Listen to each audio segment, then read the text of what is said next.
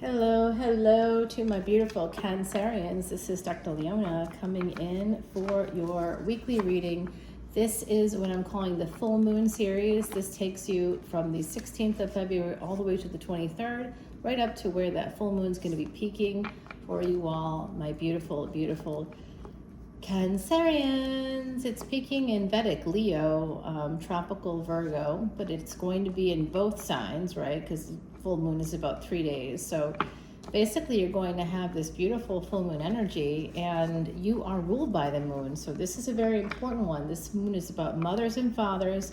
Last month was in Vedic Cancer full moon. This month, Vedic Leo, mothers and fathers. A lot of mother and father energy coming in, 4th house, 5th house energy. And then the 6th house has, if we're going to go with tropical, of course, the 6th house has the south node in it right now, Ketu. That's one of the nodes of destiny. So we have a lot of destiny stuff tied up with family in particular. Make sure you light a candle for family on the day before the full moon, the 23rd, the 24th, and the 25th of February. Go ahead, light a candle. Wherever you light candles, I often take a walk down to the church and I'll light a couple candles a few times a week just to remember my ancestors not only come from this area where I'm at right now, but also just in general, just to say thank you for my life, really, to appreciate, to be grateful about that. And Cancer, you guys are usually givers, but sometimes what happens, I have Cancerian placements too, of course, many in fact, and unfortunately for us, we often don't find the partner we want. Like, it's often an issue for us actually to find that partner that that will give us everything we need, right? So like, there's a tendency for Cancerians to give too much, to be too giving. And one of the most famous tropical Cancerians is, of course, Henry VIII. And he never stopped looking for the right partner. He also killed most of the ones he married. He married many women and had affairs with many more and had children with pretty much everybody that he could possibly have children with. He was always in search for the one. He just couldn't find the one. He was a serial monogamist to an extreme. Also probably a narcissist, but that's beside the point. So my beautiful Cancerians, that actually in Vedic astrology, Henry VIII would have been Gemini. Don't we all feel better about that? Come on. I know I do. I'm like, okay, that makes sense. He had a lot of dual nature energy, right? It was like not good, not good, good, not good, Jekyll and Hyde energy. So if some of you find that about yourselves and you're like, but I still resonate with the energy of Cancer, it's likely you have a lot of placements in Cancer, regardless of whether your sun is there. Remember, the sun is just your soul. If you want to know more about your physical life, you want to look for your ascendant. And again, with Vedic astrology, that's the most accurate of all astrologies out there, and that's because it's the OG. It uses the same math as astronomy. My beautiful Cancerians, would you like to see this extended reading? Because the sun is coming out for you. I said, this is a full moon reading. The full moon is in Vedic Leo. This is the Leo card. This is a great start to your reading. With the star at the bottom, we have 5th house and 11th house destiny track activated. That is a destiny track that will be activated with the nodes of destiny in 2025 to about 2027. 7th house, 5th house, and 7th house. We have a firstborn child, a second-born child coming through, okay? I'm seeing that energy here. And now we've got Taurus energy. This is a lot of family, past life luck, a lot of soul contracts coming in, marriage, soul contracts, big energy. The Sun, Justice card, Hierophant, and the World. 4 major arcana coming out right away for you. And then the 2 of Pentacles. There is some life-changing thing that's about to happen here in a higher level of commitment. It looks like a marriage. Someone is finding some happiness in a higher level of commitment in the future. If you haven't found it yet, you may have been married before. Someone here has been married before. I also see that there's some, if the first card out of the deck is Leo energy, some of y'all may actually be Vedic Leo, right? Like somewhere in your chart, you got some Leo coming out. Really great energy here. There is some kind of discord within a marriage. and within a family too. I'm seeing that it could be some of you were born to people that were not very nice to you. I see that here, and I'm sending so much love and light to you. Okay, the Justice card with the Magician, we've got that Gemini energy popping up again with Libra. So when you look at Gemini in the 3rd house, and you look at the 7th house, which is Libra, and the 11th house, which is Aquarius, those air signs, it forms a triangle. So look at those, look for those in your chart, and there is definitely an exchange between those energies happening here.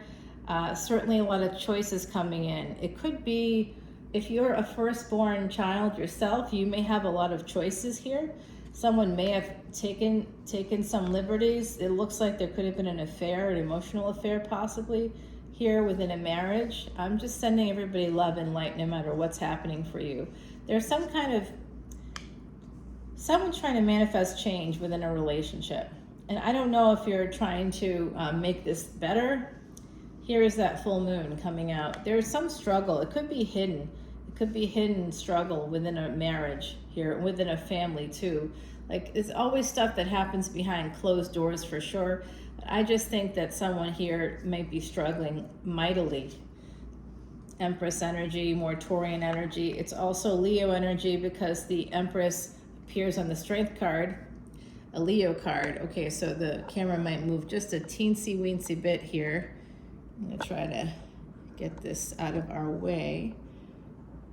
There's a cord that's kind of in the way. Yeah, that's not working.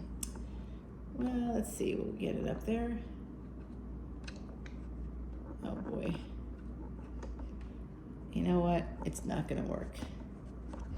Oh, there. I got it. I just wanted to move it out of the way because I kept hitting it with my leg.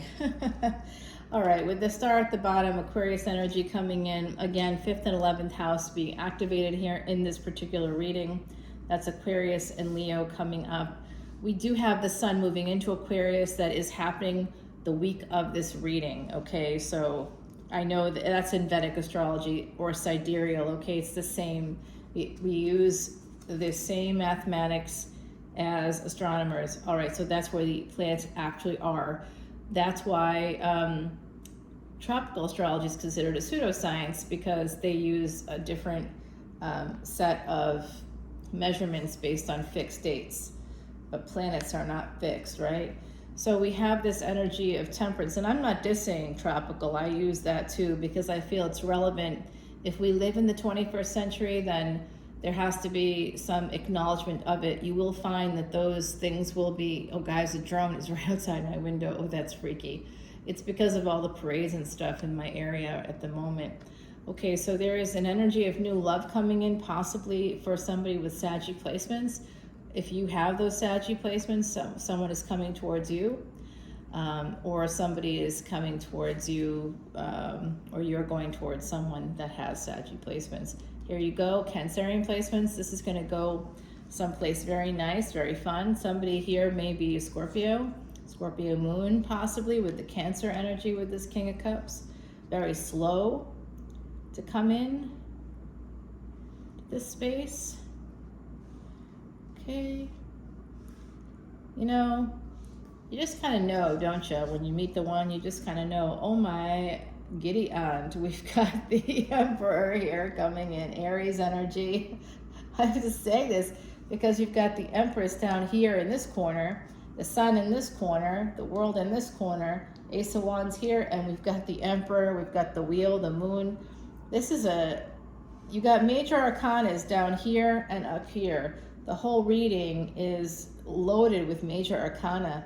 Just this energy of major change and major shift happening for my beautiful Cancerians. This Emperor could be coming in with some love. If you have an Aries, Pisces, Aries energy here, possibly coming towards you with a big cup of love, guys. Sexual energy too. I'm just saying, I wanna sex you up. Is that a real song? Am I just making it up? I'm not always, I think that is a real song. I feel like that's like from the 90s maybe. Am I a 90s kid? Of course I am. Of course. 90s. Love that music. I do like 80s music too, like 80s rock. It's just cool. It's just that, like Metallica, No, I don't really like Metallica, but I'm sorry. I know I like it. Okay, don't get upset. I like Metallica. I like all the 80s rock bands because they're all fantastic. But I was like in a bar here in the French Quarter, not this weekend because it's a crazy weekend and nobody who's sane goes out. None of the local people are really out. If we go out, it's, just because we've got people in town or something and we want to show them around. But it's like a crazy weekend. Most of us leave or stay in our houses until Mardi Gras is over. Because it is insane. All I've heard all day, yesterday it started around 2 o'clock. We had a big parade here, the Crew of Hermes parade. And it's just like, sirens all day. Like as soon as the parade ends, sirens all day long today. All I've heard is sirens all day. Emergencies happening everywhere, apparently. So that's why I stay inside. Okay, so we have this energy of a struggle, needing to heal something here. It looks like there's a judgment coming up. I don't know what they're doing. This person, they're coming in energetically. They love you energetically. You're an empress or you're an emperor and vice versa. You have a divine pair here. There's definitely a lot of love coming through, but then I'm getting this energy of somebody holding back. At least it's 4 to 5. So we're making progress here. There's a flow, but there's 4 of Cups. So somebody just like willfully ignoring a gift from God. And then the 5 of Cups coming right after that, then being like, oh damn, turning their back on it, on a relationship, and focusing on 3 cups that are down instead of looking at the 2 cups that are up. Just feeling stuck here. So I'm seeing that energetically, you might be feeling this. I know I am. I feel this, guys. Are you feeling it? Like I feel someone is in my energy that loves me, that wants to come towards me. I don't know who it is. You know what I mean? Like, I don't know who it is. I have no idea. We get 8 of Swords, 5 of Swords. Ugh, this is tough energy coming up in the future. Someone just feels stuck. They're afraid. They are in this, that's the space they're in. Yeah, that makes sense. They're at that crossroads here, 2 of Swords. That's a dual nature energy too. And then the Knight of Swords is very aggressive. So it's like, I generally don't meet people like this a lot, but when I do, it kind of scares me. I don't understand people that meet you a 5-minute meeting and like within an hour, they're like planning out your whole life. And you're like, what are you talking about? I don't think so. Thanks. All right, here you go, Cancerians, an Emperor coming in. This is your card. There's an Emperor driving that chariot. So somebody could be driving in a car with, like they could be driving to you, coming to your house. This is in the past. Somebody may have laughed. Somebody could be coming in to have a new beginning. Could be an apology. Could be a new child coming into the home as well, but I don't think so. Somebody is apologizing, I believe, for sabotaging something or self-sabotaging. I don't know.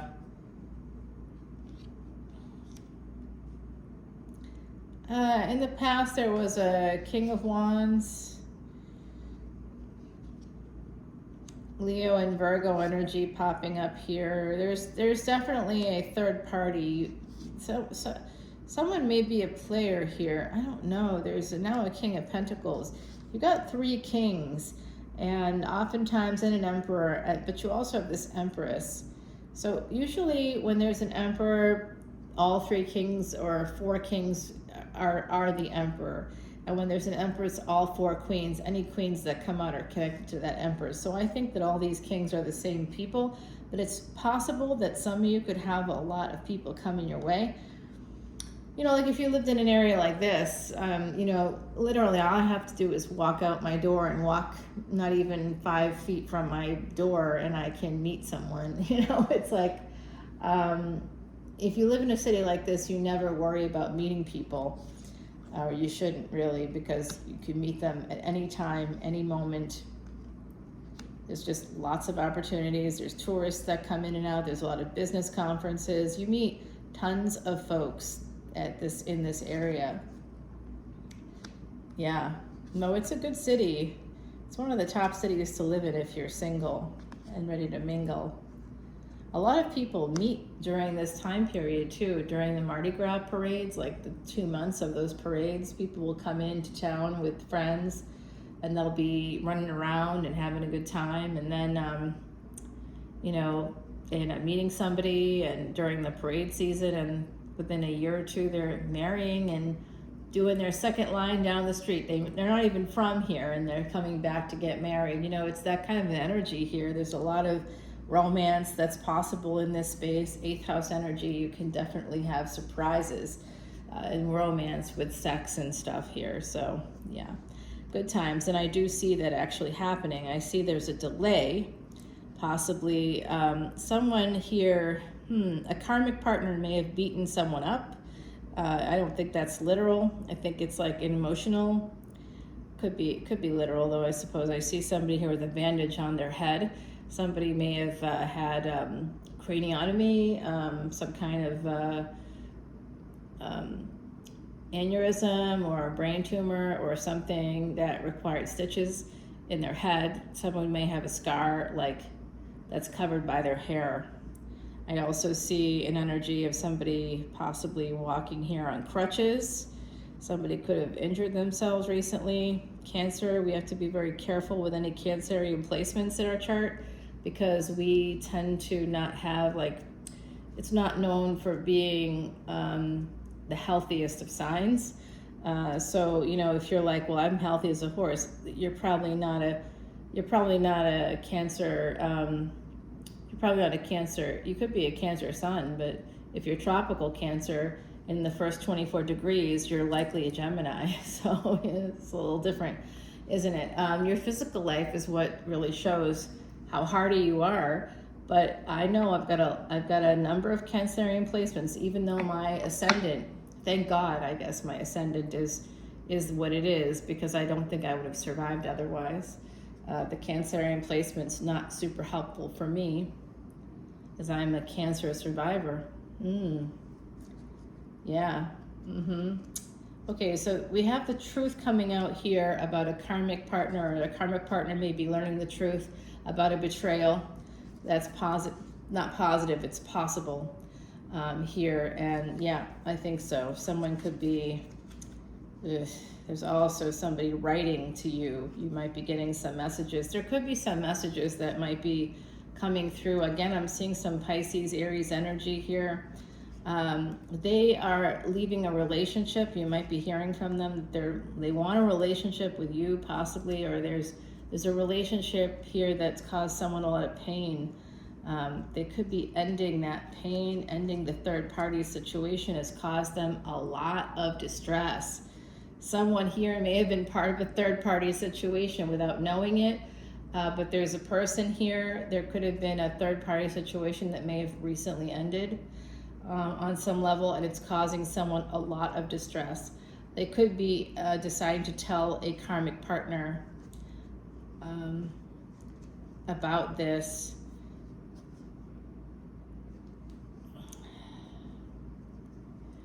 I think someone here could be in that specific space. They're very worried about everybody turning against them if they tell people. But like, why would you tell anybody? Okay, you don't have to tell. Look, it's nobody's business.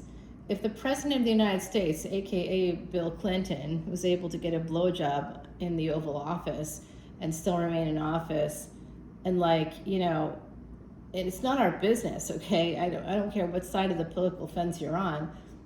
Private life is private life. Now, in that case, that's kind of bad because he was using his presidency, his position of power, to kind of deal with a person that worked for him. That's not okay, right? Like, so that part's our business, but it's not our business what he does. If he's married or not married, I mean, honestly, we don't know what's going on, nor is it our business. That's not our business. But using a position of power to take advantage of a younger person that works for you, that's a little bit different, right? We're not just talking about sex there, but if someone's having an affair and it's not like not hurting, you know what I mean? Like it's not, you're not taking advantage of anybody, you're just doing whatever you're doing. It's honestly nobody's business but yours. I do see this really happy marriage coming in for you. Someone does make a permanent choice here to have this big relationship with you. So I do see that coming in your future, but I do think that there's some pain ahead, a little bit maybe. And Delphine is my water dragon here coming in with from the dragon's path. My friend Jay, who passed away, he was a Vedic Leo. So there's a lot of Leo energy with this full moon, and I really have been seeing a lot of things connected to him. In fact, I'm hearing from him right now. He's coming in to talk to me a little bit here. He's telling me something about a particular person that he's talking to me about something personal. This is number 30, Delphine. So I did see like Pisces, Aries energy here, and of course we're dealing with water ourselves, but this could be a brand new relationship. 30 and the number 2 could be number 23, could be March, like a March birth date could be connected here, or February birth date could be connected. But I think it could be a March birth date. Someone could be having a relationship in the future with a person that has a March birth date, guys. And I'm going to take this over to the extended, but I'm going to tell you one more thing before we go, and that is that there's some level of deceit going on, okay? The coyote and datura, there is an energy of a person who is opportunistic. They saw an opportunity and they went for it. I do think that someone here could be dealing with affair energy, and I'm sending you so much love and light. I'm going to give you advice. If you're the person that had the affair and you're feeling guilty about it, that's good, that's positive. You need to talk to a therapist, of course, but if you tell your partner all you're doing is hurting that person, you need to examine why you did that, and you and your partner need to go to couples therapy.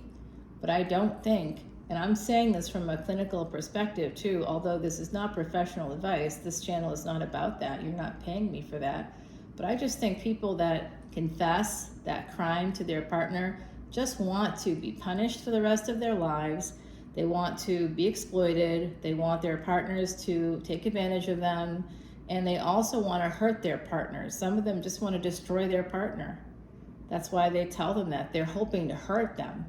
But all you're doing is putting yourself in a vulnerable position as well. You're making them vulnerable and you're making yourself vulnerable. You're creating imbalance in the relationship. Yes, relationships can withstand it, but that doesn't mean that it's like, honestly, no one ever feels safe again. And you can live that way for decades, feeling unsafe. Do you know what your health will look like if you do that? It's pretty wretched. I mean, I don't recommend it. I think it just causes a lot of problems for a lot of people unnecessarily. You did it, do your penance, volunteer, do better, get a therapist, go to couples counseling, don't hurt your partner unnecessarily, but do explore why you did what you did with yourself. Try to figure that out so you don't do that again or hurt someone again. Understand why you're doing it, what's happening. Within the relationship, it's usually that there's something off within the relationship. It's not always the case, okay? I know that. Sometimes we're just dealing with psychopaths. Actually, psychopaths are smarter than that. They aren't doing stuff like that. They are fearless, but there's no reason for them to do that. It's usually the sociopaths who do it, the people that are fear-based personality disorders, or fear-based personalities in general. Insecure people tend to have affairs for whatever reasons. But it's also people that have sexless marriages, or nearly sexless is the other sort of category. There's sexless, which is no sex at all, ever. And then there's the nearly sexless marriages, which is, the people that are like, oh yeah, let's have sex, and then, they just, I've got a headache, or I don't feel good, or it never ends up manifesting, even though it's talked about. It might be, you may even like flirt or kiss or hug or whatever. You might sleep in the same bed, but like it never seems to happen. And then like 2 weeks go by, 3 weeks go by, 4 weeks go by, before you know it, it's been like 3 months and you're like, ugh. Because if you're a loyal person, you're the partner that's not having sex with you, you're giving them full and total control over your life, and they are not caring about your physical health or mental well-being or how this lack of physical touch is affecting you.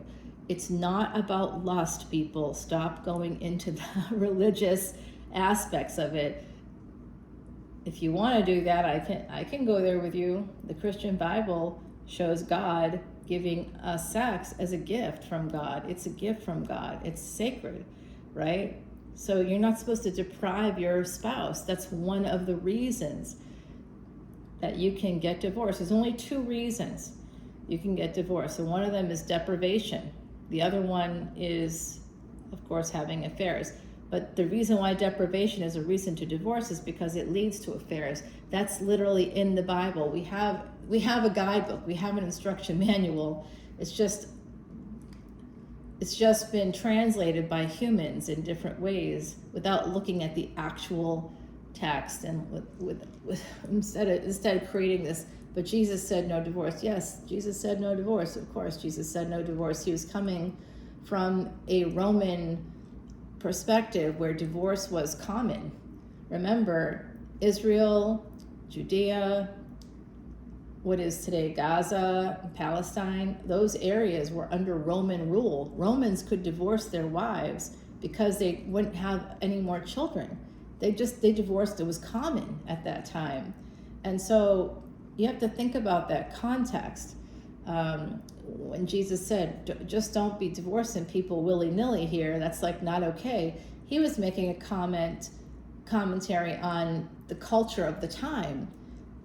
People today, you're not stuck in a marriage forever. You don't have to be. It's not okay to live your life that way. You don't have to. The Bible doesn't tell you to do that even.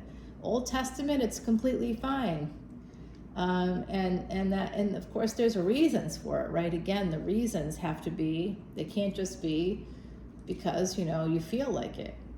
Like that's how the Romans were. Oh, I'm divorcing this person. It was so common for women to get divorced and to be remarried, again, especially if they had parents or connections to politicians in some way or wealthy people. Otherwise, they were probably slaves, and their lives weren't their own anyway. So very, very tough stuff. We have to think very clearly about this. And I do think this full moon energy, Magha Nakshatra, is kind of coming through for me. I know this is getting long. I'm going to go over to the Ascendent. Come with me. All the info is below. Please come on in as a VIP. I just did someone's Vedic Astrology chart.